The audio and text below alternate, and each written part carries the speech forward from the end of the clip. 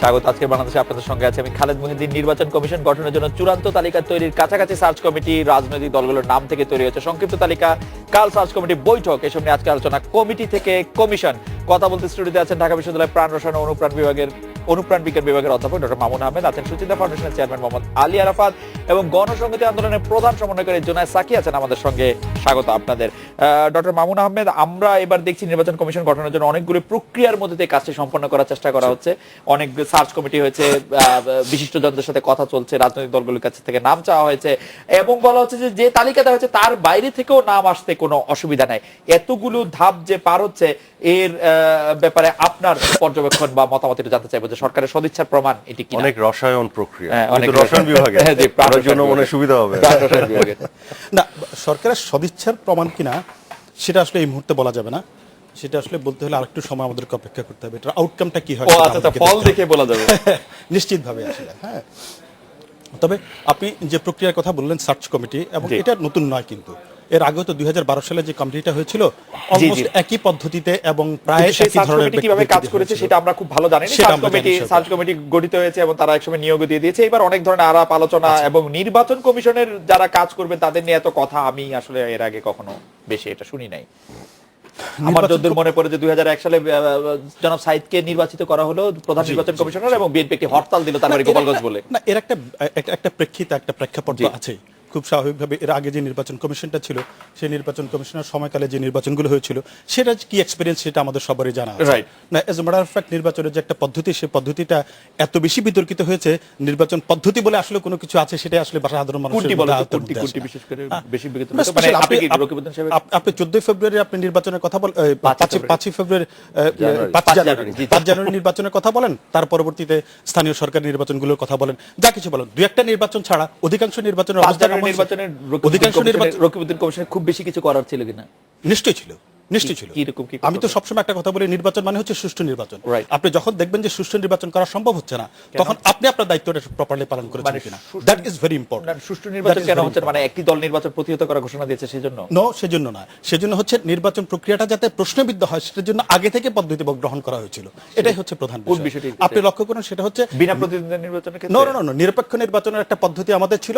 সেই পদ্ধতিটা যে সাংবিধানিকভাবে একটা পদ্ধতি আমাদের ছিল, সেই পদ্ধতি আলাদা হয়েছে। তার কিন্তু রকিবউদ্দিন কমিশনে কিছু করার ছিল না। রকিবউদ্দিন কমিশনার এটুকু করা ছিল যে পুরো পদ্ধতিটা যখন এক্সারসাইজ হচ্ছিল তখন এটা সবার কাছে প্রতিভাত হচ্ছিল যে নির্বাচনটা একপাক্ষিক নির্বাচন হতে যাচ্ছে এবং ক্ষমতাসীন দল ক্ষমতায় ফিরে আসার উদ্দেশ্য নিয়ে সবাইকে বাদ দিয়ে নিজে শুধু নির্বাচনটা করছে, এরকম একটা ব্যবস্থা দেশের সব মানুষ কিন্তু লক্ষ্য করছিল। সেখানে নির্বাচন কমিশনের কোনো কিছু করার ছিল না, এই কথা বলা বোধহয় কি করার ছিল সেটা একটু নিশ্চয়ই করার ছিল।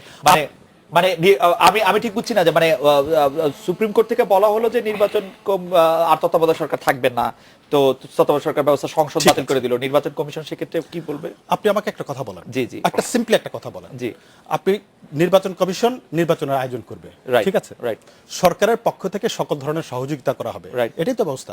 কিন্তু সরকারের পক্ষ থেকে সব বিষয়ে প্রতিবদ্ধকতা সৃষ্টি করা হচ্ছে নিরপেক্ষ নির্বাচনের ক্ষেত্রে। সেই বিষয়টা কি নির্বাচন কমিশন অবলম্বন করেনি? নিশ্চয়ই করেছে। আচ্ছা, নির্বাচন কমিশন সেই বিষয়ে কোনো বক্তব্য কোন সাংবিধানিক প্রতিষ্ঠানের সরকারের পক্ষ থেকে আসলে পুরোপুরি প্রতিবন্ধকতা নাকি সরকার এবং বিরোধী দলের সমন্বয়ে একটি প্রতিবন্ধকতা সৃষ্টি করা? স্বাভাবিকভাবে প্রথমে সেটা সৃষ্টি করা হয়েছিল সরকারের পক্ষ থেকে। আপনি যদি বলেন যে বিরোধী দলের পক্ষ থেকে যেটা করা হয়েছিল, সরকারের পাতা ফাঁদের অংশ তারা হয়নি, দ্যাট ইজ দ্য ইম্পর্টেন্ট। সরকারের পাতা ফাঁদের অংশ, that is the important issue. তার মানে হচ্ছে নির্বাচনটা যদি একটা নির্বাচন নামের একটা প্রহসন হয়, সেই প্রহসনের অংশ বিরোধী দল হতে চায়নি, that is very important point. Mohammad Arafat, নির্বাচন নিয়ে যে নির্বাচন কমিশন নিয়ে তো আসলে প্রশ্ন আছেই। মাননীয় প্রধানমন্ত্রী শেখ হাসিনা তার দলের প্রতিনিধি সভায় বলেছে যে আর কোনো প্রশ্নবিদ্ধ নির্বাচন তিনি চান না। যেভাবে নির্বাচন কমিশন প্রক্রিয়া বাছাই প্রক্রিয়া চলছে, তাতে আপনি মনে করছেন কিনা যে আমরা একটি প্রশ্নহীন নির্বাচন পাবো? দেখুন, প্রশ্নবিদ্ধ নির্বাচন হওয়ার জন্য আপনার একটা জিনিস হচ্ছে সরকারি দল যারা মানে সরকারে আছে তাদের উপর যেমন একটি দায়িত্ব আছে, ইলেকশন কমিশনেরও যেমন একটি দায়িত্ব আছে, তেমন একই সাথে প্রধান বিরোধী প্রতিপক্ষ যারা তাদেরও কিন্তু দায়িত্ব আছে। শুধু সরকারের দায়িত্ব না, সব কিন্তু আমরা তো মানে ফিঙ্গার পয়েন্টটা করি সরকার আর আপনার কি বলে নির্বাচন কমিশনের দিকে, মানে 20% দায়িত্ব হলো প্রধান প্রতিপক্ষের আছে। এটার একটা উদাহরণ আপনি নারায়ণগঞ্জ ইলেকশনের ক্ষেত্রে দেখবেন। প্রধান প্রতিপক্ষ হিসেবে বিএনপি যদি ধরেন এই ইলেকশনটা না আসতো, বা ধরেন আপনার মানে উইথড্র করে চলে যেত বা প্রতিবন্ধকতা তৈরি করার চেষ্টা করতো, তাহলে তো আপনি একটা প্রশ্নবিদ্ধ ছাড়া একটা ইলেকশন পারতেন না। তো তাদেরও একটা কিন্তু ভূমিকা আছে, এটা আমি বলছি বিএনপি আওয়ামী লীগ নির্বিশেষে সবগুলো পক্ষের। এখন 5ই জানুয়ারি ইলেকশন নিয়ে যেটা মামুন ভাই বললেন, এখানে তৎকালীন সরকারের পক্ষ থেকে মাননীয় প্রধানমন্ত্রী বেগম খালেদা জিয়াকে আলোচনার আমন্ত্রণ জানিয়েছিলেন। বেগম খালেদা জিয়া এর প্রত্যুত্তরে বলেছিলেন আলটিমেটাম দিয়ে যে সরকার থেকে নেমে যেতে হবে, তত্ত্বাবধায়ক সরকার দিতে হবে। উনি কিন্তু আলোচনায় আসেননি। পরবর্তীতে আপনারা দেখেছেন যে উনি জাতীয় উদ্দেশ্যে ভাষণ দিয়ে মাননীয় প্রধানমন্ত্রী বললেন যে একটা ইন্টারিম গভর্নমেন্টের প্রপোজাল দিলেন, যে উনি প্রধানমন্ত্রী থাকলেও বিএনপি আওয়ামী লীগ মিলে একটা ইন্টারিম গভর্নমেন্ট করবে। বিএনপিকে স্বরাষ্ট্র মন্ত্রণালয় দেওয়া হলো, বিএনপি এটা আউটরাইট পুরোটাই রিজেক্ট করলো। তারা কিন্তু বলতে পারতো যে আচ্ছা কিছুটা মানলাম, বাকিটা আলোচনা করি, এটা না। তারপরে তো গণভবন থেকে অধ্যাপক মামুন আমি ওখানে আসছি, যে উনি বলছিলেন যে নির্বাচন কমিশন আসলে কিছু করে না, আমি ওখানে আসছি একদমই না, আমি দাঁড়িয়ে দাঁড়িয়ে দেখলো। এক্স্যাক্টলি আমি ওখানেই আসছি। তারপরে তো বেগম জিয়াকে আমন্ত্রণ জানানো হলো গণভবনে, উনি হরতালের অজুহাতে আসবেন না বললেন, অথচ যে কারণে হরতাল ডাকা সেই অজুহাতে উনি আসলেন না। সব ধরনের চেষ্টা তো ওই দিক থেকে করা হলো, আপনি কিন্তু কোনোভাবে কোঅপারেট করলেন না। তারপরে সাংবিধানিক বাধ্যবাধকতার জায়গা থেকে ইলেকশনটা হতে হবে, ইলেকশন কমিশনের কাজ অতটুকুই। মাননীয় প্রধানমন্ত্রী চাইলে তার পরদিন তার সাথে কথা বলতেই পারতেন, এটা তো আর এমন কোনো মাহেন্দ্র খন্না যে ঠিক ওই দিনই কথা বলতে হবে না। আপনি যে আপনাকে যাকে আপনি দাওয়াত দিচ্ছেন আসছে না, তার সাথে থাকতে পারে, কি অসুবিধা থাকতে পারে? ওর অসুবিধাটা কি? না, উনি তো বললেন যে হরতাল, তার একটা অসুবিধা থাকতে পারে। অসুবিধা তো নাই, অসুবিধা তো হচ্ছে হরতাল। এবং হরতাল করলে তো উনি যদি সিনসিয়ার হতেন তাহলে একদিন পরে সিম্পল একটা জিনিস বলি, একদিন পরে আমিও করতে পারি, আপনাকে ডাকলাম, কিন্তু আমি যখন দেখছি যে আপনার আসলে ইন্টেনশন ইজ নট গুড, আপনি আসলে যে অজুহাতে হরতাল দিচ্ছেন সেই অজুহাতে আপনি আসছেন না, সো এটা নিয়ে আমি তর্কে না যাই, এটা বাংলাদেশের মানুষ জানে, কিন্তু আমি ওই পয়েন্টে যেতে চাই। এখন সবকিছু চেষ্টা করার পরে সাংবিধানিক বাধ্যবাধকতার জায়গাতে যখন ইলেকশনটা হতে হবে, বিএনপি আসবে না, আসলো না, এবং তার ইলেকশনটাকে প্রতিহত করার জন্য সমস্ত ডাক দিল এবং সমস্ত ঘটনা ঘটালো। এই সময় ইলেকশন কমিশনের আর কি করা ছিল? একটা প্রশ্নহীন ইলেকশন করা। ইলেকশন তো প্রশ্নবিদ্ধ হয়ে গেল। তা আমি বলছি যে ওই মুহূর্তে প্রধান প্রতিপক্ষেরও কিন্তু একটা কোঅপারেট করার অনেকগুলি স্তর ছিল, সুযোগ ছিল, যেখানে তারা কোথাও করেননি। তো সেইখানে আপনি কিভাবে দোষ দিচ্ছেন ইলেকশন কমিশন? সাংবিধানিক বাধ্যবাধকতাটা আসলে আমি ঠিক স্বীকার করতে রাজি না, কারণ যদি ইলেকশন না হতো মাননীয় প্রধানমন্ত্রী থেকে যেতে পারতেন, তিনি ইলেকশন না হতো কোন অর্থে? আপনি ইলেকশন করতে হবে তো স্বাভাবিক সিচুয়েশন, এটাই সাংবিধানিক বাধ্যবাধকতা। আপনার কি কোনো ভূমিকম্প হয়েছিল, সুনামি হয়েছিল, কোন ক্যাটাস্ট্রফিক কোন ইয়ে ফেস করছিলাম? এমন কিছু সংবিধান ওই ক্ষেত্রে শুধু আপনি কন্টিনিউ করতে পারবেন, স্বাভাবিক সিচুয়েশন আপনার কন্টিনিউ করার কোনো সেইটাও সংজ্ঞা দেয়া নাই, এটা প্রাকৃতিক দুর্যোগের কথা বলেন, কোনো কারণে না হতে পারলে তাই হতো। আর ওখানে বলা আছে জিনিসগুলো, এটা একটু আরেকবার পড়ে দেখলে আমরা বুঝবো। তা আমি মূলত যেটা বলতে যাচ্ছি যে আপনার একতরফা ভাবে ইলেকশন কমিশনের হাতে সবকিছু নাই যে তারা চাইলেই সবকিছু করতে পারবে। সবারই কিছু না কিছু রোল আছে প্লে করা। এই জায়গাটা আমরা যত কুইকলি অনুধাবন করব, আমি তো মনে করি মাননীয় প্রধানমন্ত্রী চেষ্টা করছেন এখন একটা ইনক্লুসিভ ইলেকশন করা, সবাইকে না একটা প্রশ্নবিদ্ধ ইলেকশন যাতে না হয়। সেই জায়গাতে আমি মনে করি এই বিএনপিরও কিন্তু একটা রোল আছে। এবং আপনাকে একটা জিনিস বলি, আমি এর আগে টকশোতে বলেছি, নারায়ণগঞ্জ ইলেকশনে যে এত সুন্দর একটা ইলেকশন হলো, আউটকাম যাই হোক, এখানে সরকার যদি প্রশংসার দাবি রাখে, ইলেকশন কমিশন যদি প্রশংসার দাবি রাখে, আমি কিন্তু প্রধান প্রতিপক্ষ হিসেবে বিএনপিকেও প্রশংসা করতে চাই, কারণ তাদেরও কিন্তু একটা ভূমিকা ছিল, এটাকে ছিল তারা শেষ পর্যন্ত এবং ইলেকশনে কোঅপারেট করেছে। কাজে আমার কথা হচ্ছে একটা পজিটিভ মাইন্ডসেট নিয়ে আমাদের মূল গোলটার দিকে খেয়াল রাখতে হবে। আমার মনে হয় যে আমরা একটু জোনাল সাকির কাছে যাই। আপনার কাছে কি মনে হয় সাকিব ভাই, মোহাম্মদ আরাফাত বলছেন যে মাননীয় প্রধানমন্ত্রী চাইছেন একটি ইনক্লুসিভ ইলেকশন করার জন্য এবং সেই লক্ষ্যে কাজ করে যাচ্ছেন, আপনিও সেভাবেই দেখছেন কিনা বিষয়টি?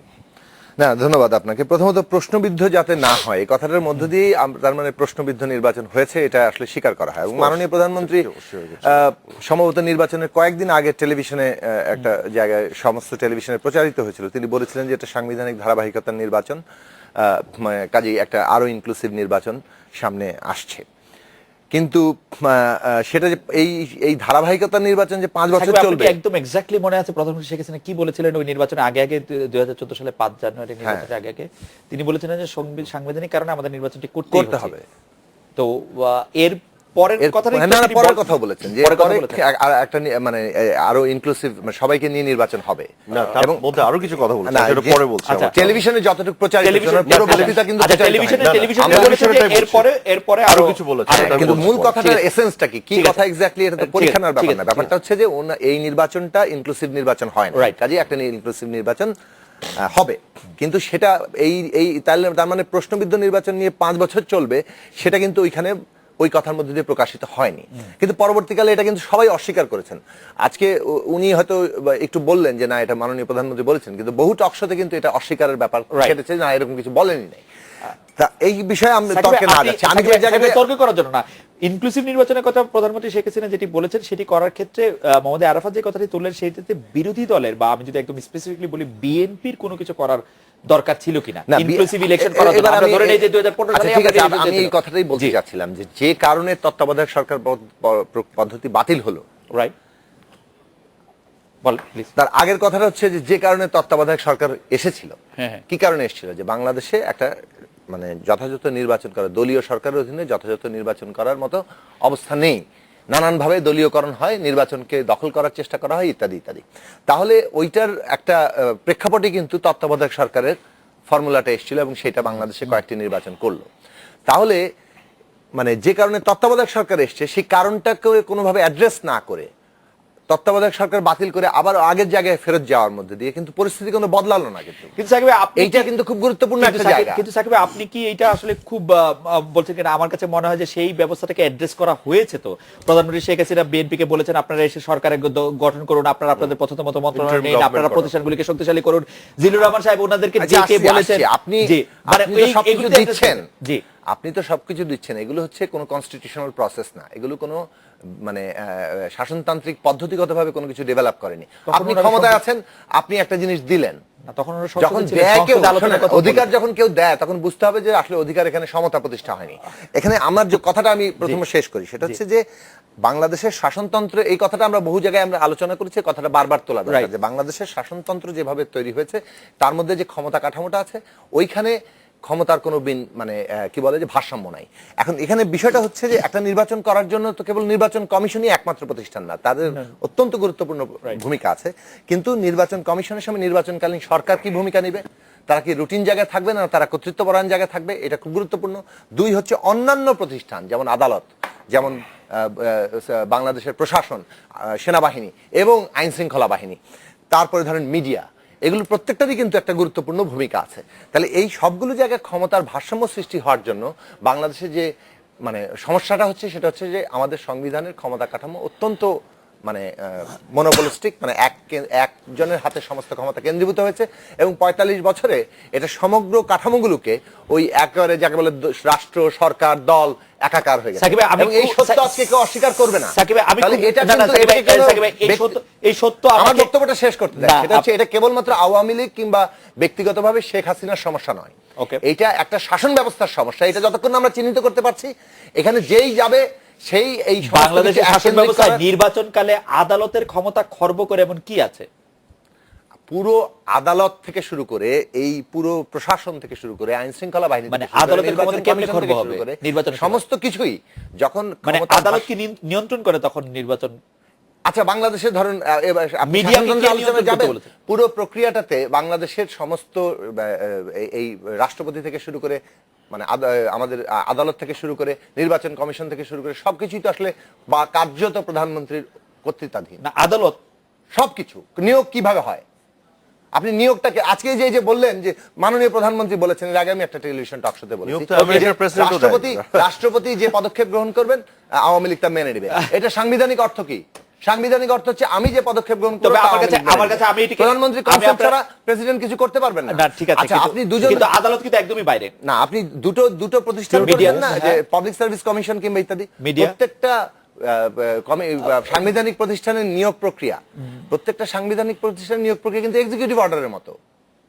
কার্যত এগুলোর জন্য কিন্তু কোনো মানে Okay. আপনার অন্য কোনো প্রক্রিয়া আমাদের এখানে আমরা তৈরি করতে পারি না। আইন করার কথা ছিল, আইন করিনি। আর এক কথা যদি এখন বলেন ধরুন, মিডিয়া, আমি একটা উদাহরণ দিই। না না, আপনি উদাহরণটা একটু দিয়ে না, এক কথা যদি আপনি বলেন মিডিয়া নিয়ন্ত্রণ করা হচ্ছে, ধরেন দিনকাল সংগ্রাম এবং নয়া দিগন্তের উপর নির্বাচন কমিশনের সময় কি বাধা থাকে? আচ্ছা, আপনার কি মনে হয় যে দিনকাল সংগ্রাম নয়া দিগন্ত মানে বাংলাদেশের মিডিয়ার প্রধান অংশ? এত অবাধ পত্রিকা মানুষ পড়ে না কেন?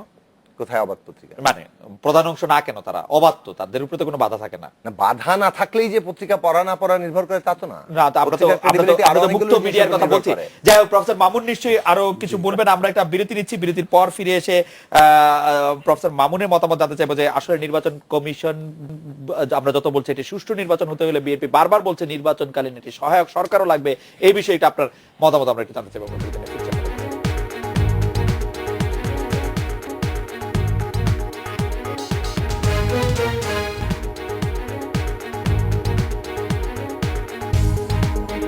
ফিরে এলাম আজকের বাংলাদেশে। প্রফেসর মামুন, আমরা যেটি নিয়ে কথা বলছিলাম যে নির্বাচনকালীন সহায়ক সরকার আসলে দরকার, নির্বাচন কমিশন যেমনই হোক না কেন, সেই ব্যাপারটি বিএনপির পক্ষ থেকে যে দাবি করা হচ্ছে সেই দাবিটি আপনার কাছে এখনো যৌক্তিক মনে হয় কিনা, নাকি একটি শক্তিশালী নির্বাচন কমিশন হলে ভালো? এটা শুধু বিএনপির বক্তব্য না, দেশের শুধুমাত্র সরকারি দল ছাড়া সকল রাজনৈতিক দলেরই বক্তব্য। এবং আমি মনে করি একটা সাধারণ নোশন সাধারণ মানুষের মধ্যে আছে যে বাংলাদেশে যদি সত্যিকার অর্থে নির্বাচন হতে হয়, নির্বাচনের মতো যদি নির্বাচন হতে হয়, সেই ক্ষেত্রে ক্ষমতাসীন রাজনৈতিক দল যে ভূমিকা পালন করে তাতে দলীয় সরকার দিয়ে নিরপেক্ষ নির্বাচন কখনো সম্ভব নয়। সুতরাং নিরপেক্ষ নির্বাচনের জন্য একটা সহায়ক সরকারের প্রয়োজন, এই বিষয়ে কোনো সন্দেহ নাই। আপনি একটা জিনিস লক্ষ্য করুন, স্বাভাবিকভাবে নির্বাচনের জন্য সাকিব সাহেব একটু আগে বলছিলেন, নির্বাচনের জন্য যেসব প্রতিষ্ঠানগুলো, রাষ্ট্রের যেসব প্রতিষ্ঠানগুলো নির্বাচনের সময় দায়িত্ব পালন করে থাকে, আপনি প্রশাসন, তারপর আইনশৃঙ্খলা রক্ষাকারী বাহিনী, বিজিবি থেকে শুরু করে এই ডেফিনেশনের মধ্যে যারা পড়ে তাদের প্রত্যেকে স্বাভাবিকভাবে সরকারের একটা নিয়ন্ত্রণ তাদের উপর থাকে। অবশ্যই। এবং আমাদের এখানে দলীয়করণের যে পর্যায়ে গিয়েছে এখন আর কেউ দলীয়করণ শব্দটাকে উচ্চারণ করে না, কারণ হচ্ছে সবকিছু আসলে দলের অধীনে এখন সবকিছু চলে গেছে। যার ফলশ্রুতিতে যেটা হয়েছে, এই প্রশাসনের উপর যে প্রশাসন সবসময় যে একদম নিয়ন্ত্রণে থাকে সরকারের, সেই একই প্রশাসন একই ব্যবস্থা বহাল রেখে একটা সুষ্ঠু নির্বাচন করা সম্ভব নয়। এর প্রত্যক্ষ উদাহরণ সাম্প্রতিক সময়ে আমরা বহু সময় দেখেছি, নির্বাচনকালীন সময়ে এবং নির্বাচনের বাইরে বিভিন্ন সময়ে আইনশৃঙ্খলা রক্ষাকারী বাহিনীর প্রধানদের অথবা প্রশাসনের বিভিন্ন স্তরের ব্যক্তিদের বক্তব্য এবং তাদের কার্যকলাপ, তার সবকিছুর আমাদেরকে এই অবস্থায় তৈরি করে আমাদের জন্য, সেটা হচ্ছে দলীয় সরকারের অধীনে যদি নিরপেক্ষ নির্বাচন কখনোই সম্ভব নয়। সুতরাং যদি নিরপেক্ষ নির্বাচন আপনাকে করতে হয়, নিরপেক্ষ নির্বাচনের জন্য একটা সহায়ক সরকারের প্রয়োজন হবে। শুধুমাত্র নির্বাচন কমিশন শক্তিশালী হওয়া অথবা নির্বাচন কমিশনের নিরপেক্ষ হওয়াটাই যথেষ্ট নয়। এই বক্তব্যটা শুধু আমার নয়, এই বক্তব্যটা বাংলাদেশে একটা প্রতিষ্ঠিত সত্য কথা। আরাফাত ভাই, সাকিব ভাই যেটি বললেন যে প্রতিষ্ঠানগুলির যে অবস্থা, আদালত, মিডিয়া থেকে শুরু করে আমরা দেখেছি বিটিভি কিরকম আচরণ করে, প্রফেসর মামুনও প্রায় একই ধরনের কথা বললেন। প্রতিষ্ঠানগুলি যেখানে এরকম ভাবে দলীয় সরকারের অনুগত আচরণ করে, সেই নির্বাচনের সময় সে আলাদা আচরণ কেন করবে? এবং দলীয় সরকারের কারণেই বিভিন্ন পদে পদবিতে তারা অধিষ্ঠান করে থাকে। এটার মধ্যে যেমন সত্যতা আছে যে আমাদের পলিটিক্যাল ট্রেডিশনে যে দল ক্ষমতায় থাকে সেই দলের আস্থাভাজন ব্যক্তিদেরকে নিয়ে এই প্রতিষ্ঠানগুলোতে ধরেন দায়িত্ব দেওয়া হয়। আবার এটার মধ্যে এটাকে আবার ব্ল্যাঙ্কেটে আপনার হোলসেলে মানে পাইকারি দরে যেভাবে আপনার সমালোচনা করা হয় সেটাও ঠিক না। এর মধ্যে অনেক মানুষ আছে যারা ম্যান অফ ইন্টেগ্রিটি, যারা কিন্তু তাদের দায়িত্ব পেশাদারিত্বের সাথে ভালোভাবে পালন করে। হ্যাঁ, এটাও কিন্তু সত্য। সবকিছু যে আপনার একবারে পাইকারি ভাবে এভাবেই হচ্ছে, এই জন্য কোনো ভালো কাজ হচ্ছে না বা সঠিকভাবে কিছু হচ্ছে না। আমি একটু শেষ করে নিই, আমি শেষ করবো, আপনার সবাই বলেন, আমার অনেকগুলি ইস্যুজ আছে তো শেষ করতে পারবো না। যেমন ধরেন একটা বিষয় বলা হলো যে সাংবিধানিক ধারাবাহিকতার কথা বলেছিলেন মাননীয় প্রধানমন্ত্রী 5ই জানুয়ারি নির্বাচনের আগে। হ্যাঁ, ওটি বলেছিলেন, আমি কিন্তু কোথাও অস্বীকার করিনি এই কথাটি, সবসময় বলেছিলেন। কিন্তু এটা আপনি যখন একটা কথা খণ্ডিত হয়ে পড়বেন তখন একরকম মনে হবে। পূর্ণাঙ্গটা যদি দেখেন, এর সাথে সাথে উনি এটিও বলেছিলেন প্রধান প্রতিপক্ষ বিরোধী দলকে যে আপনারা কোঅপারেট করেন, আমরা এটা একটা নির্বাচন সাংবিধানিক বাধ্যবাধকতার কাছে করি, তারপর আমরা একটা নির্বাচন দিব। কিন্তু প্রধান প্রতিপক্ষ কি কোঅপারেট করেছিল? প্রধানমন্ত্রীও তো কথাটি আর তুলেন নাই। এক্স্যাক্টলি, কোঅপারেটর কেমনে করবেন? That's what I am saying, যে উনি যখন 5ই জানুয়ারি নির্বাচনের আগে এই আবেদনটি জানলেন, এটা তো একটা প্রপোজালের মতন। আপনি প্রপোজ করলেন যে এটা সাংবিধানিক বাধ্যবাধকতার জন্য আমরা করছি, ধারাবাহিকতা রক্ষাতে আপনারা কোঅপারেট করেন, ইলেকশন হোক, আমরা একটা ভালো ইলেকশনে পরে যাবো, ইনক্লুসিভ মানে একটা ভালো ইলেকশনে যাব। তো আপনি প্রপোজালটা রাখলেন, আপনি তো এটা অ্যাকসেপ্ট করলেন না, কন্ট্রাক্ট তো হলো না, আপনি তো এটা অ্যাকসেপ্ট করলেন না, আপনি বরং ইলেকশনকে প্রতিহত করার জন্য হেন কাজটাই করলেন না। 15 ফেব্রুয়ারিতেও কিন্তু বেগম জিয়া কোঅপারেট করার আহ্বান জানিয়েছিলেন, কোঅপারেট করেন নাই, কিন্তু আমি সেখানে আসছি, এখানে politics here you have to also consider. Let me tell you this, যখন বিরোধী দল এটা করলো না, শেখ হাসিনার কিন্তু আর কোনো অব্লিগেশন আর থাকে না। You did not cooperate, you did not accept the proposal. এখন সেই ক্ষেত্রে আপনার পলিটিক্যাল পার্টি হিসেবে বিএনপি সেই গ্রাসরুট সেই শক্তিমত্তা নাই, বা ধরেন জনগণের মধ্যে সেই গ্রহণযোগ্যতা নেই, তারা পারেনি। আওয়ামী লীগ 15 ফেব্রুয়ারি নির্বাচনে পরে পেরেছিল। সো এটা ইট ডিপেন্ডস অন দ্যাট, কে জিতছে কে পরাজিত হচ্ছে, এটা তো তার সে কতটুকু মানুষকে কনভিন্সিংলি তার এজেন্ডাটা বোঝাতে পারছে, মানুষকে এনগেজ করতে পারছে। বিএনপির প্রতি কোনো অবলিগেশন থাকলো না, কিন্তু আমাদের প্রতি তো কারোর প্রতি থাকলো না, কারণ এখানে মূলত স্টেক হোল্ডার বিএনপি এবং তাকে বলা হয়েছে। এবং বিএনপি যখন আপনার মনে আছে ভোট দেওয়ার অপরাধে আপনার মানুষকে ধরে নিয়ে যে পিটিয়েছে ধান খেতে, আপনার মনে আছে একটার পর একটা স্কুল জ্বালিয়ে দিয়েছে, সহকারী রিটার্নিং অফিসারকে খুন করেছে এই 5ই জানুয়ারি ইলেকশনের দিন, তাহলে তাদের সাথে আপনি কিভাবে একটা ইয়ের মধ্যে যাবেন, প্রপার একটা ইলেকশনের মধ্যে। আচ্ছা, শেষ আরেকটা করে জিনিস একটু দিন, শেষ করে বলি। জি, please। সাকিব ভাই একটা কথা বললেন যে তত্ত্বাবধায়ক সরকার ছিল, এটাকে ঠিক মতন এটা মানে বিকল্প কিছু অ্যাড্রেস না করে একটা ইয়ে করা হলো, তো এটা সরিয়ে ফেলা হলো। এটা তো মূলত গভর্নমেন্ট সরায়নি, সরিয়েছে তো কোর্টের রায়, নাম্বার 1। নাম্বার 2 হচ্ছে তারপরও গভর্নমেন্ট কিন্তু অ্যাড্রেস করার চেষ্টা করেছিল। গভর্নমেন্ট কিন্তু না করলে হতো, তারা কিন্তু গো ধরে বসে থাকেনি আমার আন্ডার ইলেকশন হবে। শেখ হাসিনা কিন্তু বলেছিলেন যে একটা তত্ত্বাবধায়ক সরকার নির্দলীয় ব্যক্তিদের না করে আমরা সর্বদলীয় তত্ত্বাবধায়ক সরকার একটা বানাই চলেন, আপনিও থাকেন আমিও থাকি, এবং আপনারা স্বরাষ্ট্র মন্ত্রণালয়টিও অফার করেছিলেন। সেক্ষেত্রে মূল হ্যাঁ, প্রসঙ্গ যেটা তো ছিল, address যে সরকার প্রধান যিনি থাকেন তার হাতেই সকল ক্ষমতা থাকে, যেহেতু সাকিব ভাই বলছেন দেখুন, ক্ষমতার ভারসাম্য নাই। সেটা এই পয়েন্টটা আপনি আসলে I will G. Accept the, তাহলে কিন্তু আপনি- আমার কথা হচ্ছে আপনি আউটরাইট এন্টায়ার জিনিসটা রিজেক্ট করছেন কেন? মানে আপনি এতটুকু অ্যাকসেপ্ট করেন, দেন ফার্দার নেগোসিয়েশনে যান। Right. আপনি তো পুরোটাই নেগেট করে দিচ্ছেন। সাকিব ভাই কি আমি জাস্ট 1 মিনিট দেন, 2 মিনিট দেন, আমি আমার পুরো কথাটা বলি। মামুন সেটা ভাইয়ের হচ্ছে কথা শুনে কি আপনার কাছে আসবে একটু? মামুন ভাই অনেক দিনের কথা বলেন। আচ্ছা, আপনি বলেন, না, বলেন। ওকে, ওকে, না, না, সাকিব ভাই, please, আপনি- আপনি- আচ্ছা, সাকিব ভাই বলেন, সাকিব ভাই আপনি শেষ বলেন। করুন, সবার তারপর আগে আমার বল বক্তব্যটা হচ্ছে যে এই যে প্রধানমন্ত্রী একটা অ্যাডহক ব্যবস্থা দিলেন যে 5 জন মন্ত্রী আসেন, আমরা একটা মানে এক ধরনের সরকার করি। এই অ্যাডহক ব্যবস্থা আসলে কার্যত কোনো সমাধান আনবে না। মানে বাংলাদেশে যেটা দরকার খুব সহজ ভাষায়, আপনারা এখানে তো খুব বেশি কথা বলা যাবে না, সাংবিধানিক সংস্কার দরকার ক্ষমতা ভারসাম্য আনার জন্য। এবং সেক্ষেত্রে আমাদের আইনসভা, নির্বাহী বিভাগ এবং বিচার বিভাগের মধ্যে যে ক্ষমতার ভারসাম্য দরকার সেটা প্রতিষ্ঠা করতে হবে।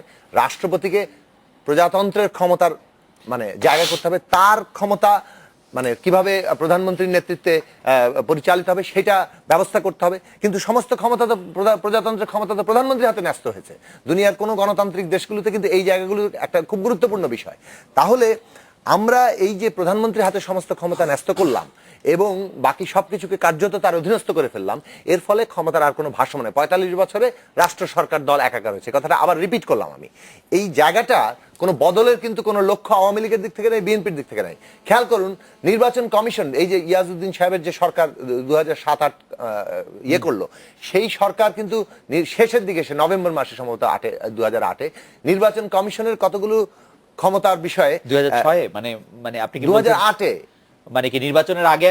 হ্যাঁ। 2008 এর 29 ডিসেম্বর নির্বাচন। না, নির্বাচন নভেম্বর মাসে একটা নির্বাচন কমিশনের অ্যাডমিনিস্ট্রেটিভ নিয়োগ থেকে শুরু করে অনেকগুলো জায়গায় প্রধানমন্ত্রী কনসেন্ট লাগবে বলে একটা মানে সংশোধনী তারা জারি Okay, করেছিলেন। okay. সেটা অর্ডার দিয়েছিলেন। Okay. এই যে ধরেন মানে নির্বাচন কমিশনের ক্ষমতা খর্ব করা হলো। নির্বাচন কমিশনই তো ডিফেক্টো সরকার নির্বাচনকালীন সময়। Right. সেই ডিফেক্টো সরকার হতে হলে সমস্ত প্রতিষ্ঠানের উপরে এই আমলাদের বদলি থেকে শুরু করে যেখানে যাকে দরকার সেটা করার ক্ষমতা তার হাতে থাকতে হবে। সেই ক্ষমতা যে খর্ব হলো, এমনকি বিএনপিও সেটা তখন অপোজ করে নাই। Okay. এখন এই যে ক্ষমতা খর্ব হয় না, ক্ষমতার এককেন্দ্রীকরণ করে, আওয়ামী লীগ বিএনপি কখনো এটা অপোজ করে না, কারণ এককেন্দ্রীকরণ তারা ভোগ করতে চায়। সাকিব ভাই- কিন্তু এটাই যে বাংলাদেশের সংকটের মূল জায়গা। জি, এটা সেটি থাকলে যে অ্যাড্রেস কোনো করা হয় না। ভারসাম্য হবে না। আমার এটা মনে কোনো হয় address করা আমার হচ্ছে মনে হয় আপনার বক্তব্য একদমই পরিষ্কার। আমি শুধু চট করে আপনার কাছে জানতে চাইবো যে আপনি যে বলছেন প্রধানমন্ত্রী অ্যাডহক ভিত্তিতে আসলে এরকম একটি জাতীয় সরকার করার কথা বলেছিলেন, এই কথা বলেছিলেন, সে সময় তো সংসদ ছিল, বিএনপিও সংসদ বিরোধী দলে ছিল, এটি কি এমন হতে পারতো না সংসদে গিয়ে এই কথাগুলি তোলা যেত?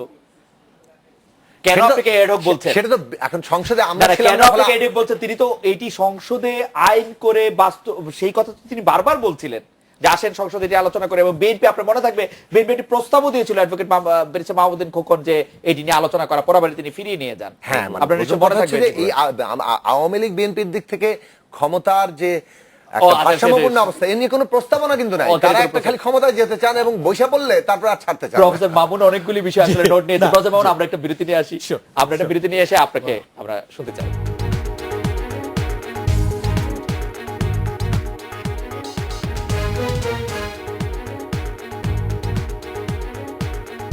ফিরে এলাম আজকে বাংলাদেশে। অধ্যাপক মামুন, আপনি বলতে চাইছিলেন যে জি, না, অনেকগুলো প্রসঙ্গ জি, আসছে জি। এখানে আর কি না।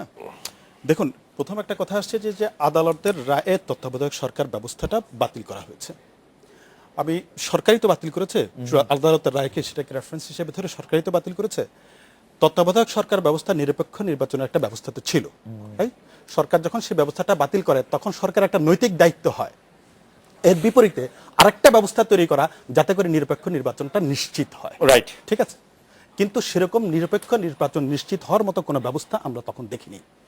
আরাফাত সাহেবরা সবসময় বলে থাকেন, সেটা হচ্ছে ওই সময়ে তখনকার মাননীয় বিরোধী দলীয় নেত্রীকে বারবার আমন্ত্রণ জানানো হয়েছিল, তিনি আসেন নাই। তো আমাদেরকে সবসময় একটা জিনিস মনে রাখতে হবে, কোনো একটা সরকার এবং সরকার প্রধানের শপথের বাধ্যবাধকতা থাকে, সাংবিধানিক দায়িত্ব থাকেন এবং তার প্রতি যথাযথ যদি সম্মান থাকে, তাহলে তিনি শপথ গ্রহণ করে একটা সরকার প্রধান হন, আবার একটা নির্বাচিত সরকারের কাছে তিনি ক্ষমতা হস্তান্তর করবেন। এটাই হচ্ছে বিধান, এটাই হচ্ছে ব্যবস্থা। কিন্তু আমরা লক্ষ্য করেছি কোন অজুহাত সৃষ্টি করে এখানকার কোন প্রকার ব্যত্যয় করবার কিন্তু আপনি যেখান থেকে শুরু করেছেন সেখানে একটু বলেন। আমি সেখানে বলছি। মানে শেখ হাসিনা খালেদা জিয়াকে বারবার আহ্বান জানাচ্ছেন, আমি বলছি, সেটি ওরা বলছে, মানে আপনি কি আলাদা কথা বলছেন? কিন্তু তার যে সাংবিধানিক দায়িত্ব, যার যে শপথের যে বাধ্যবাধকতা, না সেটা কোনো প্রকার অজুহাত দিয়ে সেটাকে নস্যাৎ করা যায় না। তারপরে বাধ্যবাধকতাটা হচ্ছে মানে এরকম এরশাদ সাহেবকে যেমন জোর করে নির্বাচন করা দরকার ছিল, খালেদা জিয়াকে সেরকম করা দরকার। একটা নিরপেক্ষ নির্বাচনের ব্যবস্থা গ্রহণ করা মানুষের প্রত্যাশা অনুযায়ী, এটা কিন্তু বাধ্যবাধকতা। সেই বাধ্যবাধকতা কোনো অজুহাত দিয়ে আপনি নস্যাৎ করতে পারেন না, করা যায় না। আর হচ্ছে একটা রাজনৈতিক দলের প্রধান তিনি আসেননি, কিন্তু তারপরও এর অর্থ এই নয় যে আপনি নির্বাচনী ব্যবস্থাকে তছনছ করে দিবেন। তছনছ করে দেওয়ার কোনো সুযোগ কিন্তু নাই, থাকে না। আচ্ছা, আরেকটু যদি elaborate করেন, তছনছ করে দাও। আরেকটা কথা ওনারা বলেন সব সময়, সেটা হচ্ছে যে ওই সময় নির্বাচন বর্জন করা হয়েছিল এবং বহু প্রতিহত করার ঘোষণা দেওয়া হয়েছিল। বর্জন করা হয়েছিল, প্রতিহত। এবং ওদের হরতাল ছিল, হরতাল হয়েছিল। আচ্ছা আরাফাত সাহেব, বাংলাদেশের ইতিহাসে এটা কি প্রথম হয়েছিল? আপনি 86 থেকে শুরু করে আপনি চিন্তা করে হ্যাঁ, অতীতে আপনার কিছু একটা অন্যায় হয়েছিল, এটাকে দিয়ে আপনি জাস্টিফাই করবেন? এটা আমি জাস্টিফাই করছি। তাহলে আপনি ইলেকশন প্রতিহত করবেন, ভালো ইলেকশন চাবেন, ইনক্লুসিভ ইলেকশন, দুটো তো একসাথে হবে না। এবং তার সাথে আপনি ইনক্লুসিভ ইলেকশন চাবেন, ইলেকশন বর্জন করে, সেটা কি সম্ভব? তাদের কি সংযোগ ছিল না? নিশ্চয় ছিল। বাংলাদেশে নির্বাচন বর্জন করার সংস্কৃতি এবং নির্বাচন প্রতিহত করার ঘোষণা দেওয়ার সংস্কৃতি বাংলাদেশের নতুন। হ্যাঁ, বাট আমি একটু বলি, একবার বলি, আমি কেউ যদি ইলেকশন বর্জন করে থাকে, কেউ যদি নির্বাচনের ব্যবস্থাটাকে বাতিল করে দেওয়া, কেউ যদি ইলেকশন অতীতে বর্জন করে থাকে, আরাফাত, আমি একটু জানতে চাই, নির্বাচন ব্যবস্থাকে বাতিল করে দেওয়া বলতে আপনি কি না, বুঝাচ্ছেন? নির্বাচন ব্যবস্থাকে তছনছ করে দাও, আমি সেটাই কি কিভাবে? আপনি বলুন যেভাবে নির্বাচনগুলো হয়েছে সেটাকে আপনি কোন নির্বাচন কোনটি ব্যবস্থা আপনি করে specifically বলেন? আপনি যে কোনো নির্বাচন, আপনি 5 জানুয়ারি নির্বাচনের কথা বলেন, তার পরবর্তীতে স্থানীয় সরকার নির্বাচন, 5 জানুয়ারি নির্বাচন তো বিনা প্রতিদ্বন্দ্বিতায় 154 জন নির্বাচিত হয়েছে। সেটা বিনা প্রতিদ্বন্দ্বিতা। কেউ না আসলে এখন কি করবে? সংবিধানে এর কোনো নিদান নাই, কিন্তু আমি পড়ে পাই নাই, কিন্তু এটা আচ্ছা আমি একটু খালেদ একটা জিনিস সিম্পলি বলি, আপনি শুধু যে আমরা একটু শেষ করে, একটু যদি শেষ করে দেন, আমি আপনাকে ইন্টারাপ্ট করব না। শোন, আমি সিম্পলি একটা জিনিস বলি, মামুন ভাই আপনাকে বলি, আপনি বলছেন যে অতীতে ইলেকশন কি কেউ বর্জন করেনি, প্রতিহত করেনি? যদি করে থাকে, করেছে, এবং তাহলে তারা যদি এসে দাবি করে আমি ইলেকশন বর্জন করেছি, ইলেকশন ইনক্লুসিভ হয়নি, আমি তাকেও একই কথা বলবো, তুমি বর্জন করেছো, ইনক্লুসিভ হয়নি, তোমার you don't have the right. তো এখন আপনি ইলেকশন বর্জন করবেন, এসে বলবেন ইনক্লুসিভ ইলেকশন চান, দুটো তো একসাথে হবে না। মামুন ভাই, আপনি একটু শেষ করুন প্লিজ। আরেকটা কথা, আপনারা প্রায় সবসময় একটা কথা বলেন, সেটা হচ্ছে যা সত্য, এগুলো তো সব সত্য কথা। 5 জানুয়ারি নির্বাচন যখন হয়েছিল, হওয়ার পর মাননীয় প্রধানমন্ত্রী তিনি বলেছিলেন আরেকটা ইনক্লুসিভ নির্বাচন হবে। সেই ক্ষেত্রে তো প্রধান মাঠের বিরোধী দল তারা কোঅপারেট করা নাই বলেই সরকারের পক্ষ থেকে সেটা করা সম্ভব হয়নি। আপনি বলেন কোন ধরনের কোঅপারেশন আপনারা চান? কোন ধরনের কোঅপারেশন বলি আপনাকে? একটা ইনক্লুসিভ নির্বাচন কোন ধরনের কোঅপারেশন বলি? রাইট, মাননীয় প্রধানমন্ত্রী বলেছিলেন, আপনি কথা বলে বুঝেন নাই। বিএনপির পক্ষ থেকে যতটুকু কোঅপারেট করা হয়েছে, এবং ইলেকশনের দিন না, আমি বলছি যে ইলেকশনে যতভাবে কোঅপারেট করা হয়েছে, আমরা একটু কম সংখ্যক সময়। আচ্ছা, আমাকে একটু বলবেন, উনি বলছেন কোন ধরনের কোঅপারেশন চান? জি, আমরা মাননীয় প্রধানমন্ত্রী বলেছিলেন যে ইলেকশনটা সাংবিধানিক বাধ্যবাধকতা আছে, ধারাবাহিকতা রক্ষার সাথে ইলেকশনটা হতে হবে, কোঅপারেট করেন, আমরা ভবিষ্যতে আরেকটা ইলেকশন করব। কোঅপারেশন কিভাবে চান? মানে এইভাবে না যে আপনি শত শত স্কুল জ্বালিয়ে দিবেন, এইভাবে না যে ইলেকশন প্রতিহত করার ঘোষণা দিবেন, এইভাবে না যে ভোট দেওয়ার অজুহাতে ধান খেতে নিয়ে যে পিটাবেন, এইভাবে না যে আপনি সহকারী অ্যাটর্নি রিটার্নিং অফিসারকে আপনি মেরে ফেলবেন। এটাকে কোঅপারেশন এক্সাম্পল বলে? এগুলো হচ্ছে প্রচারণা। না, এটা টেলিভিশনে দেখেন নাই আপনি? এগুলো প্রচারণা দিয়ে তো হবে না। সহকারী যে রিটার্নিং অফিসারকে মেরে ফেলেছে, এটা আপনি টিভিতে দেখেন নাই? কিন্তু আরাফাত ভাই, 1996 সালের 15 ফেব্রুয়ারি নির্বাচনের আগে কিন্তু 4 শতাধিক লোক আহত হয়েছেন একদিনের গন্ডগোলে। আমি একদিনের শুধু হিসাব বলছি, যে 13 ফেব্রুয়ারিতে সারা দেশ অচল করা হয়েছিল অবরোধ করে, বোমা এবং গুলিতে 4 শতাধিক লোক আহত ঠিক আছে, আপনাকে সারা দেশ অচল করে সিম্পল দেওয়া হয়েছিল, অ্যানসারটা হচ্ছে, এবং সেই জ্বালাও পোড়াও যে খুব কম করা হয়েছে তার আমার সিম্পল অ্যানসারটা হচ্ছে, এগুলো সবকিছু করার পরে আওয়ামী লীগ যদি 15 ফেব্রুয়ারি ইলেকশন না পেত, তাহলে আওয়ামী লীগের ওই রাইট ছিল না আফটার ডুইং অল দিস যে বিএনপি ইলেকশন দিল না। আওয়ামী লীগ এটা উইন করেছে, পেরেছে, বিএনপি উইন করতে পারে, that is the politics comes in. কিন্তু আপনি এসে কোঅপারেট করবেন, এসে বলবেন যে আমাকে দিয়ে দেন, হ্যাঁ আপনাকে এসে দিয়ে দিবে, এটা তো হয় না। जो Either जीता you वही cooperate, सिकंदर। of course। আচ্ছা, পলিটিক্স বলে তো একটা ইয়ে আছে না, Right, তার মানে right, আপনাকে এটা- আপনাকে আপনারা- ফার্স্ট অফ আপনারা অল inviting- আপনি neither cooperate করবেন You are nor inviting আপনি chaos in politics, right? you are inviting Yes, chaos. yes, that's what you were saying. না তো আপনাকে তো- সাকিব ভাই, এটা নিয়ে আপনার সাথে এক লাইন শুনবো, তারপর আমরা একটু বিরতি দিতে না আমি তো চাই। শেষ করতে আচ্ছা, পারলাম না, না। উনি যেটা- আমি জাস্ট সেকেন্ড একটা বলি যে আমার প্রশ্নটা হচ্ছে যে তত্ত্বাবধায়ক সরকারের বিধান বাতিল হলো, তারপরে মাননীয় প্রধানমন্ত্রী হেননায় চেষ্টা করলেন, এটা তো ক্লিয়ার, এটা তো on record, we have seen ইট। প্রত্যেকটা জায়গায় বিএনপি আউটরাইট রিজেক্ট করেছে। বিএনপি যে series of rejection, that was the reason why আমরা 5 জানুয়ারিতে একটা ইনক্লুসিভ ইলেকশন পেলাম না। যদি বিএনপি আসতো সেই ইলেকশনটা হয়তো, তারপরে আমরা বলতে পারতাম ইলেকশনটা ভালো না খারাপ। আপনি তো আসলেনই না, আপনি তো কোনো কথাই শুনলেন না। যদি হয়তো যে মাননীয় প্রধানমন্ত্রী প্রত্যেকটা আমন্ত্রণে আপনি সাড়া দিয়েছেন, সবগুলি চেষ্টা করেছেন, প্রত্যেকটা পদক্ষেপে আপনি ওকে, কোঅপারেট করেছেন, eventually fail পয়েন্ট করলেন। একেবারে ক্লিয়ার যে বিএনপি আমি রিজেকশন করেছে। খুব জি। বেশি ইয়াতে যাব না, মানে আসলে মানে প্রথমত আলোচনা, জি। মানে এটা তো মল্লযুদ্ধ এবং গ্ল্যাডিয়েটরের লড়াই না, যে আসলে যে জিতবে তারপরে শেষ পর্যন্ত, এবং এটাই যদি হয় তাহলে সাময়িকভাবে আপনি হয়তো জিততে পারেন, কিন্তু দীর্ঘকালে এটা কিন্তু এই জয় নিশ্চিত থাকবে না, রাজনীতি এবং হতে পারে না। একসময় এটার বিপজ্জনক প্রতিক্রিয়া হতে পারে। কাজেই গণতান্ত্রিক ব্যবস্থাটা এইভাবে কেবলমাত্র মল্লযুদ্ধ নয়। এখন গণতন্ত্র সবার জন্য দিতে হয়, মানে আপনি কেবল ওই যে আওয়ামী লীগ আর বিএনপির জন্য গণতন্ত্র হবে সেটা শেষ, আর বাকিদের জন্য গণতন্ত্র হবে না। আপনি এই যে নির্বাচনের এই কমিশনের রেজিস্ট্রেশন আইন, একজন ব্যক্তির অধিকার সংবিধান লঙ্ঘন করে একজন মানে পরিপূর্ণভাবে ব্যক্তির অধিকার খর্ব করা হয়েছে নির্বাচন করার ক্ষেত্রে, অথচ আমরা কোনো প্রতিকার পাচ্ছি আপনি না। কি একজন স্বতন্ত্র প্রার্থীর কথা ধরুন, Right. আপনি একজন এটাকে খুব তুচ্ছভাবে দেখতে পারেন যে আরে ওর কি গুরুত্বপূর্ণ না, কিন্তু একজন ব্যক্তির অধিকার আপনি কতটা প্রতিষ্ঠা করতে পারলেন সেটার উপরে নির্ভর করবে যে আপনার পুরো শাসন ব্যবস্থায় গণতন্ত্র থাকবে কিনা। আপনারা এইভাবে প্রতিটি ক্ষুদ্র ক্ষুদ্র ব্যক্তির অধিকার খর্ব করেছেন, এবং শেষ পর্যন্ত আপনারা এখন কোনো আর অধিকার কারো রক্ষা করছেন না, এবং শেষ পুরো রাষ্ট্রটাকে দখল করেছেন যাকে বলে। আমরা এখন আমরা বিরতি নিয়ে একটা আচ্ছা, বিরতি। আমরা একটু বিরতি নিয়ে ফিরি। আচ্ছা,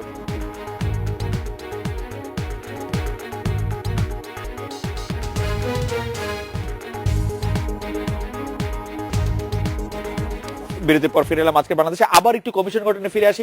অধ্যাপক মামুন, ব্যারিস্টার রকিবউদ্দিন মাহমুদ আজ সার্চ কমিটির সাথে দেখা করার পরে ফিরে এসে যে কথা বলেছেন সেটার মধ্যে একটি কথা উদ্ধৃত করছি, উনারা নাম দেবেন, আমরা আশা করব উনারা যে নাম দেবেন তার বাইরে প্রধানমন্ত্রী রাষ্ট্রপতি যাবেন না, এটা আমাদের এক্সপেকটেশন। এই কথার পরিপ্রেক্ষিতে আপনার একটু বক্তব্য শুনতে চাইবো যে ওনারা যে নাম দেবেন Yes. তার বাইরে। ওনারাও নাম দিয়েছেন নাকি? না, উনারা না, মানে যারা নাম দেবেন তাদের নামের বাইরে রাষ্ট্রপতি প্রধানমন্ত্রী যাবেন না। ধরেন বিএনপি আওয়ামী লীগ মিলিয়ে 10টা বা 15টা 20টা নাম রাষ্ট্রপতির কাছে পাঠানো হলো, তার নামের বাইরে যাবেন না, সেটা হচ্ছে উনার এক্সপেকটেশন।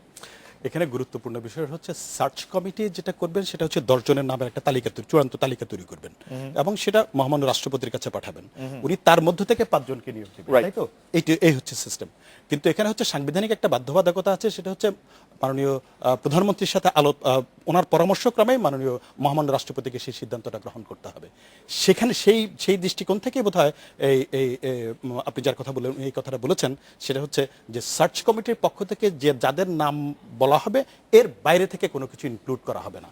একটা জিনিস হচ্ছে কি, সার্চ কমিটি যেভাবে সার্চ কমিটি গঠিত হয়ে থাকুক, যাদেরকে নিয়ে গঠিত হয়ে থাকুক না কেন, সাধারণ মানুষের এক ধরনের এটা নিয়ে ক্রিয়া প্রতিক্রিয়া আছে, তারপরে এক ধরনের এক্সপেকটেশন, সেটা হচ্ছে ডেলিভারিটা যাতে প্রপার হয়। তার মানে হচ্ছে যে নামের তালিকাটা তারা দিবেন, সব যেভাবে কালেক্টেড হোক না কেন, তারা তাদের ইন্টিগ্রিটি যাতে প্রপার থাকে, তারা যাতে কার্যকরভাবে যাদেরকে নিয়োগ দিবেন, তারা সুপারিশ করবেন, তারা যাতে নির্বাচন কমিশনটাকে যথাযথভাবে কার্যকরভাবে নির্বাচনটা পরিচালনা করতে পারেন নির্বাচন কমিশনের থেকে। এটাই সাধারণ মানুষের প্রত্যাশা। কিন্তু সেই প্রত্যাশাটা পূরণ হবে তখনই যখন এই সার্চ কমিটির তারা যাদেরকে সুপারিশ করবেন তাদের নাম এবং মাননীয় প্রধানমন্ত্রী যাদেরকে সুপারিশ করবেন তাদের নামদের মধ্যে সামঞ্জস্য থাকবে। তারপর তখনই শুধুমাত্র মহামান্য রাষ্ট্রপতি কাজটা প্রপারলি করতে পারবেন। আমার মনে হয় সেই দৃষ্টিভঙ্গি থেকে এই কথাটা বলা হচ্ছে। আরাফাত ভাই, এর কোন প্রকার ব্যর্থ হলে যেটা হবে সেটা হচ্ছে প্রত্যাশাটা পূরণ হবে না। তার মানে হচ্ছে হোল এক্সারসাইজটা তখন মনে হবে যে এটা আসলে অপ্রয়োজনীয় এক্সারসাইজের দিকে টার্ন করবে। আমি আপনার সাথে- দেশের সবচেয়ে অগ্রসরমান, সবচেয়ে জ্ঞানী গুণী ব্যক্তিদেরকে এঙ্গেজ করে যদি সেরকম এবোর্টিভ কোনো কিছু হয়, তাহলে আমার মনে হয় কোনোভাবেই সেটা আমাদের কারোর জন্য কাম্য হতে পারে না। আচ্ছা, এখানে আমি একটা জিনিস বলতে চাই খালেদ, আপনার কোশ্চেনের আগে, সেটা হচ্ছে দেখেন সাকিব ভাই একটু আগে যেটা বললো যে আসলে বাংলাদেশের সংবিধান অনুযায়ী প্রধানমন্ত্রীর কিন্তু পুরোপুরি এখতিয়ার যে উনি ইলেকশন কমিশন গঠন করে ফেলবেন, ওনার কিন্তু প্রেসিডেন্টের কাছে যাওয়া দরকার নাই, সার্চ কমিটি দেওয়ার কিছুই দরকার নাই হিসাবে, তো তাই that is in our constitution, right? প্রধানমন্ত্রী প্রস্তাব করবেন, সুপারিশ প্রস্তাব দিবেন, করবেন, সেটা তারপরে উনারই আলংকারিকভাবে বেসিক্যালি এখতিয়ার কিন্তু উনার। Right. কিন্তু সেই জায়গা থেকে আমি যেটা দেখছি যে উনি রাষ্ট্রপতির কে বললেন একটা সার্চ কমিটির বিষয়টা নিয়ে, বা রাষ্ট্রপতিটা করলেন। এবং সার্চ কমিটি যখন গঠিত হলো, দেখেন 6 জন ব্যক্তির মধ্যে 2 জন ব্যক্তির ক্ষেত্রে কিন্তু রাষ্ট্রপতিও নাম চুজ করলেন না, এটা কিন্তু উনি পাঠিয়ে দিলেন হচ্ছে প্রধান বিচারপতির কাছে। প্রধান মানে বলা হলো যে একজন অ্যাপেলেট ডিভিশন, একজন হাইকোর্টের রেকমেন্ড করলেন, নাম কিন্তু রেকমেন্ড করলেন প্রধান বিচারপতি। সো যেটা প্রধানমন্ত্রীর এখতিয়ার, সেখান থেকে উনি হ্যান্ড ওভার করলেন হচ্ছে রাষ্ট্রপতির কাছে। রাষ্ট্রপতি আবার 6 জনের মধ্যে 2 জনের ক্ষেত্রে প্রধান বিচারপতির কাছে। আমি মনে করি এটা একটা পজিটিভ এক্সারসাইজ। হ্যাঁ, তারপরে যে ঘটনাগুলি ঘটছে, যে এতজন মানুষের সাথে দেখা সাক্ষাৎ, এখন আমার কথা হচ্ছে মামুন ভাই যেটি বলছেন, ফল দেখে আমরা জাজ করব। এখন অনেক সময় হয় কি, আমাদের একটা অভ্যাস হয়ে গেছে, ফলটা হয় 100% ভালো, নাহলে পুরো জিরো, মাঝামাঝি আমরা যাই না। 10% যে অ্যাচিভ করলাম অতীতের ট্র্যাক রেকর্ড থেকে, সেটাও কিন্তু আমরা বলতে চাই না, বা 20% অ্যাচিভ করলাম একটু একটু করে যেগুলো, সেই জায়গাতে সমস্যাটা হয়। আমি একটু প্রশ্নটি করতে যাচ্ছি, সেই প্রশ্নটি আসলে যে আমরা আবু হেনা সাহেব 1996 সালে একটি ভালো ইলেকশন করেছেন, আমরা এরকম বলি। 2001 সালে আবু সাইদ সাহেব একটি ভালো ইলেকশন করেছেন বলি, 2008 সালে শামসুল সাহেব একটি ভালো ইলেকশন করেছেন। কিন্তু সব ক্ষেত্রেই তত্ত্বাবধায়ক সরকার, বা আমরা যদি বলি যে নিরপেক্ষ একটি সরকার ক্ষমতায় ছিল। এবার যিনি নির্বাচন করতে এসছেন বা আসবেন, আমি যদি কাজী রকিব সাহেবের কথা বলি বা পরে, তিনি তো আর একটি দলীয় সরকারই পাবেন। সেই ক্ষেত্রে তার আসলে ভালো কাজ করার সম্ভাবনা কতটুকু, বা মানে তাকে তো ভালো কাজ করার সম্ভাবনা আছে। এবং সেটা এক্সাম্পল আমি বলবো নারায়ণগঞ্জের লাস্ট ইলেকশনটা, এটা কিন্তু পসিবল। আমি বলি সবাই যদি কোঅপারেট করে, সবাই যদি চায়, এটা সম্ভব না এটা মনে করি না। আরেকটা হচ্ছে কি, ভালো খারাপ ইলেকশনটা কিন্তু অনেক ক্ষেত্রে আমি বলি মনস্তাত্ত্বিক। আমরা কিন্তু we really don't have any scale to measure it. আমরা কিন্তু এটাও কিন্তু করি না, এই কাজটা আমরা করি নাই গবেষণা করে। যেমন ধরেন, আমরা খুবই আউটরাইট একটা চিন্তা করি, যে দল সরকারে আছে তার মানে পক্ষের লোকজন যদি হেরে যায়, তাহলে আমরা ধরেই নিই যে ইলেকশন ভালো হয়েছে। নারায়ণগঞ্জে ইজ ডিফারেন্ট, অনলি এক্সেপশন ভালো বললাম। নারায়ণগঞ্জের ইলেকশন, এখন উপজেলা নির্বাচন, ইউনিয়ন পরিষদ নির্বাচন আমরা ভালো বলবো কোথাও, আমরা তো জায়গায় রাখা হয় না। আমি বলছি যে নারায়ণগঞ্জের ইলেকশনটা সব দিক থেকে একটা এক্সেপশনাল কেস। হ্যাঁ, কিন্তু আমি বলছি এক্সেপশনাল জিনিসটাকে আমরা উদাহরণ হিসেবে কিন্তু সামনে আনার সুযোগ আছে। অ্যাট লিস্ট একটা ভালো জিনিস তো পেলাম। আপনি নারায়ণগঞ্জ যেটা বলছেন, কারণ এর আগে যে 6টা সিটি কর্পোরেশন আওয়ামী লীগ সবগুলোতে হারলো, এই রকিবউদ্দিন কমিশনের আন্ডারে সবগুলো ইলেকশন কি খুবই ভালো ইলেকশন হয়েছিল? প্রত্যেকটা ইলেকশনে অনেক অভিযোগ ছিল, কিন্তু ওই অভিযোগগুলো সব চুপচাপ হয়ে গেল সবাই, যেহেতু ইলেকশনের। এবং আমি তো মনে করি আওয়ামী লীগের পক্ষ থেকে সবচেয়ে বড় অভিযোগ করার সুযোগ ছিল রকিব কমিশনের এগেইনস্টে। তাদের পরাজয়ের পেছনে হেফাজতি সেই টেকনিক কাজে লাগানো হয়েছিল, ধর্মকে অ্যাবিউজ করা হয়েছিল বিএনপির পক্ষ থেকে। আপনার যদি মাসেল পাওয়ার ইউজ করা যদি আপনার ইলিগাল হয়, অর্থ ব্যবহার করা যদি ইলিগাল হয়, ধর্ম ব্যবহার করা যেটা বিএনপি করেছিল তখন, তো আওয়ামী লীগ তো সেই অভিযোগটা করেনি রকিব কমিশনের কাছে। আমরা আমাদের এই জায়গাগুলো একটু ক্লারিফাই করব। আমরা সাকিবের কাছ থেকে শেষ কথা একটু শুনতে চাই। না, প্রথম জিনিসটা হচ্ছে যে এই যে সার্চ কমিটি হয়েছে, এখানে যে নামগুলো দেওয়ার কথা বলা হয়েছে, এটা একটা নতুন ঘটনা। এবং এই নাম দেওয়ার ব্যাপারটা, অর্থাৎ আমরা একটা সাংবিধানিক সংস্কার দরকার, আমাদের পুরো ব্যবস্থার মধ্যে ক্ষমতার ভারসাম্য আনা দরকার যদি আমরা গণতন্ত্র কায়েম করতে চাই। সেটা একটা সেটা আরেকটা খুব লং টার্ম না, শর্ট টার্মে, কিন্তু এটা একটা জাতীয় লক্ষ্য হওয়া দরকার। কিন্তু এই মুহূর্তের যে বিশেষ বাস্তবতা আছে, সেখানে যদি কিছুটা গ্রহণযোগ্য করতে হয়, তাহলে এই নাম প্রস্তাবের ব্যাপারটা একটা ইতিবাচক ঘটনা হিসেবে এসছে বলে মনে করি। যদি এই নামগুলো যা প্রস্তাব করা হয়েছে তার মধ্য থেকে এটা আসলে গ্রহণ করা হয়। এখন গণতন্ত্রের একটা নাটক হলো কিংবা আয়োজন হলো, কিন্তু শেষ পর্যন্ত আপনি যা চান সেটাই হয়ে গেল, তাহলে বোঝা যাবে যে পুরো প্রক্রিয়াটাই একটা আই ওয়াশ টাইপের। কিন্তু যদি এখানে ইনক্লুসিভ হয়, যদি সত্যি সত্যি গণতান্ত্রিক মতগুলোর প্রতিফলন এই সিদ্ধান্তের মধ্যে দেখা যায়, তাহলে তো নিশ্চয়ই একটা ধাপ অগ্রসর হলো। কিন্তু আবারও বলবো, নির্বাচন কমিশন তার যে আইনগুলো জায়গা আছে, যেমন ওই যে বললাম যে নভেম্বর মাসে 2008 সালে যে কেয়ারটেকার মানে সামরিক সমর্থিত কেয়ারটেকার গভর্নমেন্ট যে এই ইয়ে করে ক্ষমতা খর্ব করলেন, তারপরে সাধারণভাবে নির্বাচন কমিশনের যে আরো স্বাধীন ভূমিকা, আরো ক্ষমতার জায়গা দরকার ছিল পুরো নির্বাচনকালীন সময় একটা ডিফেক্টো সরকারের ভূমিকা পালন করার জন্য, সেই জায়গাগুলোতে যদি আমরা পৌঁছাতে না পারি, কেবলমাত্র একটা নির্বাচন কমিশন সব করতে পারবে না। তত্ত্বাবধায়ক সরকার গণতন্ত্রের সাথে সংবিধানের সাথে অসঙ্গতিপূর্ণ। তত্ত্বাবধায়ক সরকার গণতন্ত্রের জন্য এবং সাধারণভাবে রাজনীতিবিদদের জন্য লজ্জার ব্যাপার। এটা 1995 সালে বলে আমরা মার খেয়েছি তৎকালীন যারা আন্দোলনকারী এবং ছাত্রলীগের হাতে, কিন্তু এবং আজ পর্যন্ত এই কথাটা বলে এসেছি। কিন্তু তত্ত্বাবধায়ক সরকার যে কারণে উদ্ভূত হয়েছিল, আমাদের এখানে এককেন্দ্রিক ক্ষমতা কাঠামো, স্বৈরাচারী ক্ষমতা কাঠামোর কারণে, সেইটাকে গণতান্ত্রিকরণ করার জন্য যে সাংবিধানিক সংস্কার দরকার, সেটা আজকে আমাদের খুবই জরুরি। সেই জরুরি প্রশ্নটাই আমাদের জাতীয় রাজনৈতিক লক্ষ্য হওয়া দরকার যদি আমরা এই জ্ঞানাকল থেকে বেরোতে চাই। সেই জায়গাটায় আসার জন্য আজকে নির্বাচন কমিশনকেও কাজ করতে দিতে হবে। নির্বাচন কমিশনের দরকার নিরপেক্ষ লোক আমি মনে করি না, একজন আত্মসম্মান সম্পন্ন একজন পেশাদারী মানুষ, যিনি তার সংবিধান প্রদত্ত ক্ষমতা জনগণের অধিকার হিসেবে প্রয়োগ করবেন, এবং সেটা করতে গিয়ে যা যা করা দরকার সেটা করবেন। অধ্যাপক মামুন আহমেদ, মোহাম্মদ আরাফাত এবং জোনায়েদ সাকি, আপনাদের অনেক ধন্যবাদ। এই ছিল আজকের বাংলাদেশে দেখা হচ্ছে আগামীকাল এই সময়।